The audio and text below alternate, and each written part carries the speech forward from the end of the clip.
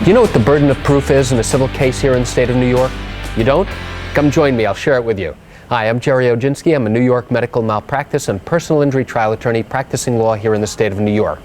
In New York, the burden of proof simply means the amount of proof that we have to show in order to justify an award in our favor. In a criminal case, the prosecutor has to show beyond a reasonable doubt that the person being charged with a crime committed that crime. In a civil case, we don't have that high a burden.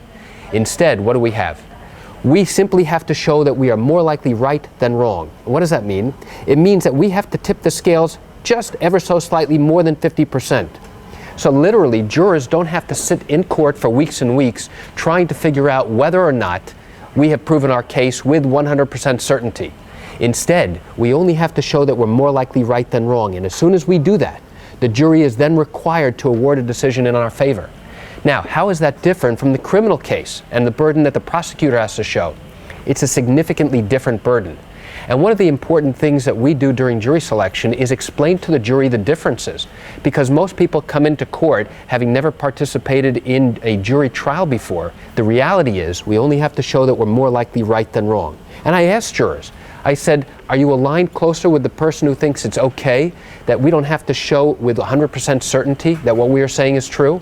Or are you okay with the fact that the law says we only have to show that we're more likely right than wrong? And this encourages a great discussion during jury selection.